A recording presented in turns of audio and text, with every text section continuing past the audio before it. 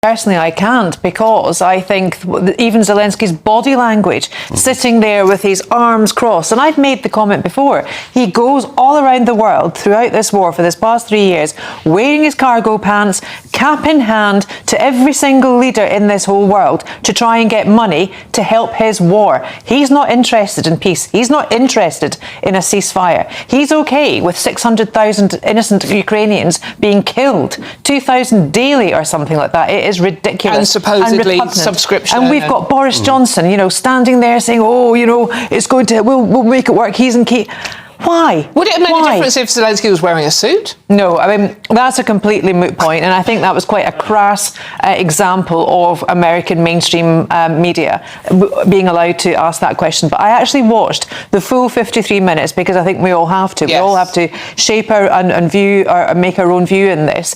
And even Zelensky's diplomat for the US, she had her head in her hands. Yeah. She did look fairly distraught by the end of it. It was an absolute nightmare. And I take umbrage, Chris, with what you're saying about Prime Minister Starmer being the overarch, the bridge through all of this. He better watch himself that he doesn't align too much with the EU position, because they've already sold their souls, in my view, and they are clicking together. And Ursula von der Leyen and et al. Are not our friends. I would actually say they are our enemies. And you can read up on the start of this war, the start of the invasion, why Putin did what he did, and I am not a Putin apologist. I am not a Putin supporter. The man is a war criminal. The man is nuts, and he should not be leading a country as powerful as he is. And that is of his own making as well, because he's allowed himself, by changing his law, to still be remained in his position of power. And I think it's a very dangerous position. However, you prod the bear. What does the bear do? It was all down to NATO, all down to the Second World War signing of NATO not being able to expand further east, but it did. Keir Starmer's eagerness to cozy up to the European Union in the ongoing dispute with Donald Trump over Ukraine is yet another humiliating display of his weakness, lack of leadership, and utter failure to act in Britain's national interest. As Clare Muldoon rightly points out, figures like Ursula von der Leyen and the EU elites are not Britain's friends. In fact, they have repeatedly acted against the UK's interests, treating the country with contempt since Brexit. Yet, instead of standing firm and prioritizing Britain's sovereignty, Starmer is groveling before the EU, desperately seeking their approval like a spineless puppet. This pathetic display is nothing new for Starmer. He has built his entire political career on subservience, first to the pro-EU establishment, then to the woke ideologues of the Labour Party, and now to the bureaucrats in Brussels. Rather than asserting Britain's independence on the world stage, he is positioning the UK as a mere vassal state of the EU, willing to blindly follow its dictates in international affairs. His approach is not only embarrassing but dangerous, as it signals to the world that Britain is led by a weak-willed politician who prioritizes pleasing foreign powers over making independent strategic decisions. His stance on Ukraine is yet another example of this cowardice. Instead of engaging in realpolitik and formulating a strong, independent UK position, Starmer is choosing to align himself with the EU against Trump, a move that reeks of desperation and naivety. The reality is that Trump, whether Starmer likes it or not, may soon return to the White House, and alienating him by acting as a mouthpiece for Brussels will only weaken Britain's ability to negotiate with the world's most powerful nation. Starmer is so blinded by his anti-Trump obsession and his Europhile fantasies that he fails to grasp this basic geopolitical fact. This is the problem with Starmer. He is a man who lacks conviction, vision, and most importantly, a backbone.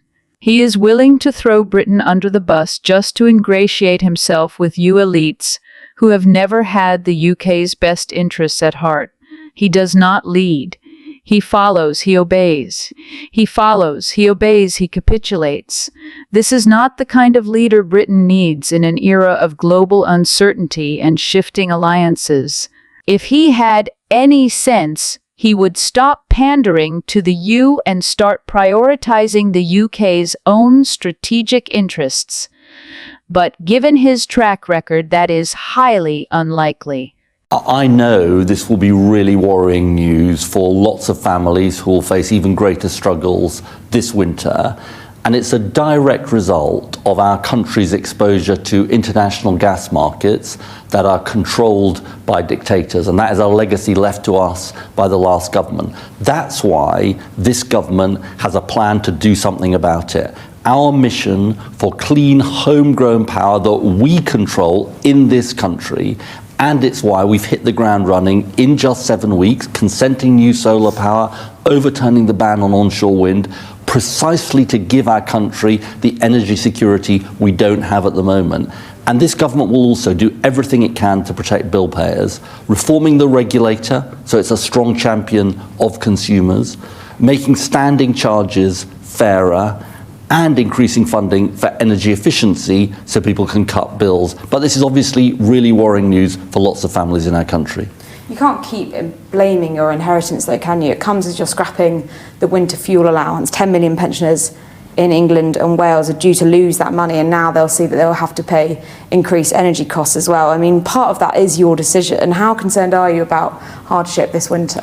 Well, look, the truth is that the mess that was left to us in the public finances is what necessitated that decision around winter fuel payments and us focusing it on those who need it the very most.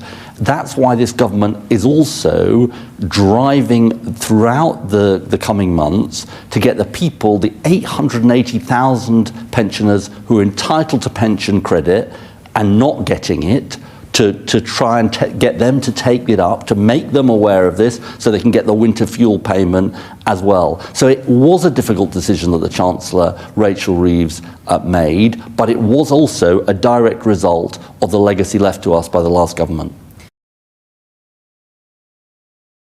Ed Miliband's fanatical obsession with net zero is not just misguided. It is actively endangering the UK's energy security, food production, and economic stability.